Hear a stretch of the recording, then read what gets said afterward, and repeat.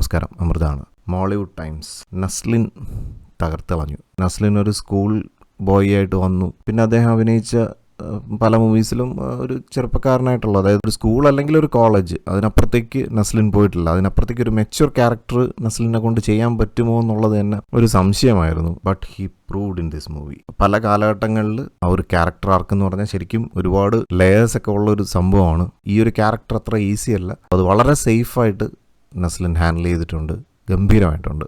പിന്നെ എടുത്തു പറയേണ്ടത് ഇതിൻ്റെ സ്കില്ല് ഇതിൻ്റെ റൈറ്റർക്കാണ്. അഭിനവ് സുന്ദർ നായിക് അദ്ദേഹം തന്നെയാണ് എഴുതിയിരിക്കുന്നത്. പിന്നെ രാമു സുനിലും കൂടെ സപ്പോർട്ട് ചെയ്തിട്ടുണ്ടാവും. എനിവേ റൈറ്റർ തന്നെയാണ് ഡയറക്ടറും. അപ്പോൾ അതിൻ്റേതായിട്ടുള്ള ഒരു പെർഫെക്ഷൻ സിനിമയിലുടനീളം ഉണ്ടായിരുന്നു. ഈ സിനിമയുടെ റൈറ്റിംഗ് എന്ന് പറഞ്ഞു കഴിഞ്ഞാൽ ഭയങ്കര ഒരു പസിൽ ടൈപ്പാണ്. അതായത് പസിൽ ഇൻ ദ സെൻസ് പസിലല്ല, ഒരു ത്രില്ലർ അങ്ങനെയുള്ളൊരു മോഡൊന്നും അല്ല. ഒരു പർട്ടിക്കുലർ ജോണറാണെന്ന് പറയാൻ പോലും പറ്റത്തില്ല. അത്രയ്ക്കൊരു ഡിഫറെൻ്റ് മൂവിയാണ്. അത് മലയാള സിനിമാ രംഗത്ത് നടക്കുന്ന പ്രശ്നങ്ങളെല്ലാം അഡ്രസ്സ് ചെയ്തിട്ടുണ്ട്. അത് പല രീതിയിൽ അഡ്രസ്സ് ചെയ്തിട്ടുണ്ട്. അപ്പോൾ അതുകൊണ്ട് തന്നെ ഈ സിനിമ കാണുന്ന സിനിമാ പ്രവർത്തകർക്കൊക്കെ നല്ലതുപോലെ കൊള്ളും. പിന്നെ കുറച്ചെങ്കിലും സ്പോയിൽ ചെയ്യാതെ ഇതിൻ്റെ റിവ്യൂ പറയാൻ പറ്റത്തില്ല. അതായത് ഈ കഥാപാത്രം ഭയങ്കര ഒരു പോസിറ്റീവ് കഥാപാത്രമാണ്. അതായത് നമ്മൾ വിനീത് ശ്രീനിവാസൻ്റെ ഒരു അഡ്വക്കേറ്റ് ആയിട്ടുള്ള ഭയങ്കര ഒരു ഡാർക്ക് ഒരു സിനിമ ഉണ്ടായിരുന്നല്ലോ, അതിൻ്റെ നേരെ ഓപ്പോസിറ്റ്, ആ കഥാപാത്രത്തിൻ്റെ നേരെ ഓപ്പോസിറ്റ് ആയിട്ടുള്ളൊരു കഥാപാത്രമാണിത്.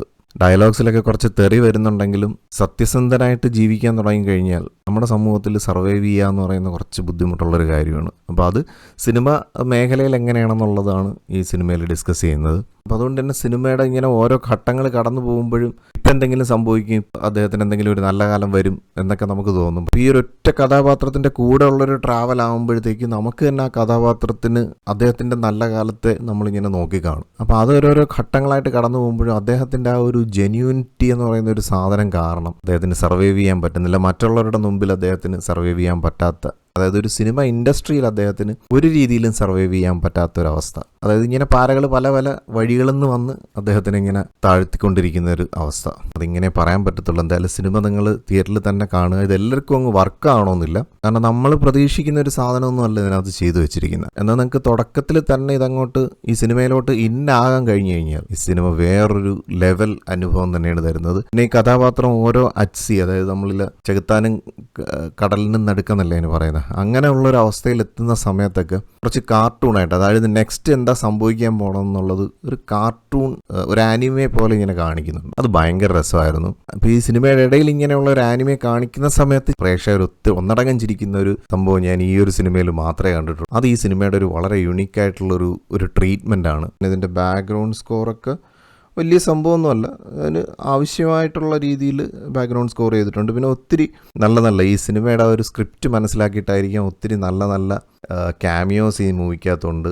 എല്ലാവരും ഗംഭീരമായിട്ട് പെർഫോം ചെയ്തിട്ടുണ്ട്. അവരുടെയൊക്കെ ഇമ്പോർട്ടൻസ് ഞാൻ ആരുടെയും പേരെടുത്ത് പറയുന്നില്ല, ഇതിപ്പോൾ ഓൾറെഡി പബ്ലിഷ്ഡ് ആയി കാണും. സോ ഇതിൻ്റെ background score, cast and crew എല്ലാവരും എടുത്ത് പറയേണ്ടതാണ്.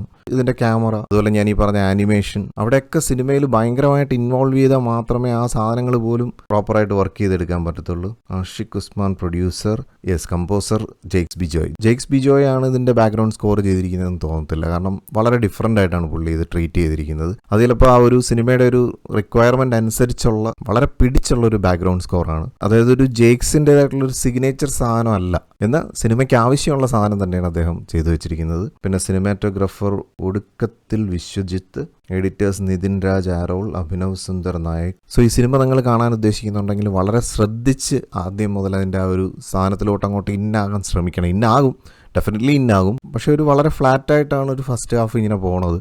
ഫസ്റ്റ് ഹാഫിൻ്റെ ആ ഒരു എൻ പോർഷനൊക്കെ എത്തുമ്പോഴത്തേക്ക് സിനിമയുടെ ഒരു ഏകദേശം ഒരു ധാരണ നമുക്ക് കിട്ടും. പക്ഷെ അതുവരെ ചിലപ്പോൾ ഒരു വലിച്ചഴച്ചിലോ അല്ലെങ്കിൽ ഒരു ബോറടി പോലെയൊക്കെ നിങ്ങൾക്ക് തോന്നാം. പക്ഷെ ആ ഒരു ഫ്ലാറ്റായിട്ട് അല്ലെങ്കിൽ ആ ഒരു സ്ലോ പേസിലുള്ള ഒരു ട്രീറ്റ്മെൻറ്റ് തന്നെ സിനിമയെ നെക്സ്റ്റ് ലെവലിലോട്ട് ലിഫ്റ്റ് ചെയ്യാനായിട്ടുള്ളൊരു ബേസ്മെൻ്റാണ് ആദ്യം സിനിമ ഇട്ട് വയ്ക്കുന്നത് എന്നുള്ളതാണ് എനിക്ക് മനസ്സിലായത്. ഞാൻ ഒത്തിരി എൻജോയ് ചെയ്തു. കാരണം വളരെ ബ്രെയിനി ആയിട്ടാണ് ഇതിൻ്റെ സ്ക്രിപ്റ്റിംഗ്. അത് hats of two the writer and the director.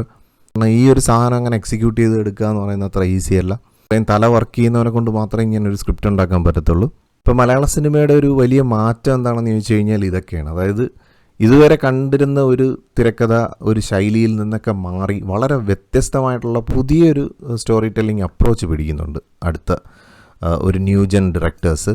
അപ്പോൾ അതൊരു പ്രേക്ഷകൻ എന്നുള്ള നിലയിൽ തിയേറ്ററിനകത്ത് നമ്മളങ്ങനെ ഒരു കൗതുകകരമായിട്ടുള്ളൊരു കാഴ്ചയായിരിക്കും ആ സിനിമ സമ്മാനിക്കുന്നത്. സോ അതിൽ ഞാൻ ശരിക്കും എക്സൈറ്റഡ് ആയിരുന്നു. അപ്പോൾ അതുകൊണ്ട് തന്നെ ഔട്ട് ഓഫ് 10 തന്നെ റേറ്റ് ചെയ്യാണ്. അപ്പോൾ എന്തായാലും മറ്റൊരു സിനിമ വിശേഷമായിട്ടോ അല്ലെങ്കിൽ ഒരു ബ്ലിസ്ഫുൾ സ്റ്റോറി ആയിട്ടോ വീണ്ടും കാണാം. Thank you for watching and thank you for supporting.